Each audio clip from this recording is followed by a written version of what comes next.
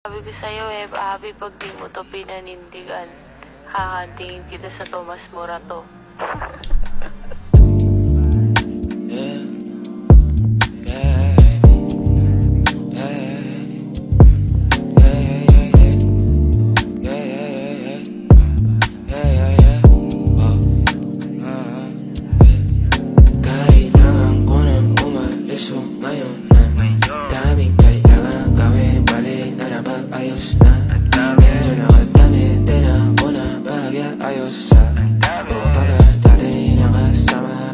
Kamusta? Yeah, kamo halos na tagalan din ako alas 2 na nahihilo na ako tapos sabog pa maging sayo ako tapos sabog ka din pero sa ngayon ako sa aking ka lang ako sa kanya tsaka sa kanya tsaka sa'yo ano ka ba naman di ako madamo di ka mawawalan baby di magiging sa'yo para sa street na yeah baby oh makiapo ka sa'kin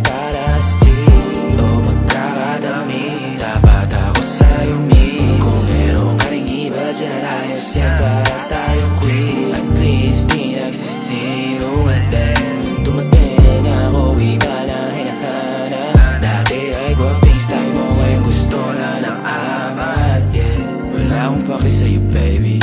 Ano ka ba? I was just feeling low lately. Gano'n talaga. Nalasing ka rin naman, wag kahit yung seratan mo, kabisado kita. Uluhan na ka pa pero kalimutan mo na lahat. Tumingin ka sa'king mga mata. Ang kulay nakita mo, di ba green? Pagkasama mo siya yung masungit. Pagkarating sa'kin medyo malambing. Pag sa'kin medyo malandi, nawawala yung hapdi na nadarama paggabi. Pag ang mga labi nagkadampian na di na makaalis sa pwesto at ang oras ay uminto.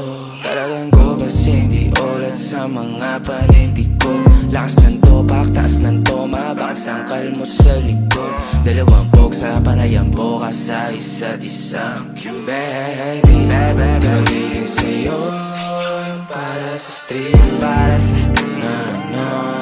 Yeah baby, oh makiapo ka sa'kin para sa street. O pagkakadami, dapat ako sa'yo me. Kung meron ka rin iba dyan, ayos yan para tayo queen. At least di nagsisinungaling. Dumating ako, iba na hinahanap. Dati ay gwaping style mo, ngayon gusto na ng amat. Yeah baby, wag akong iba na lang. Sadyang mapaglaro akong nanlalay at mapanilang. Iwasan mo ako ngayon kung ayaw mong mapabilang sa mga babaeng nabiktima dahil sa micro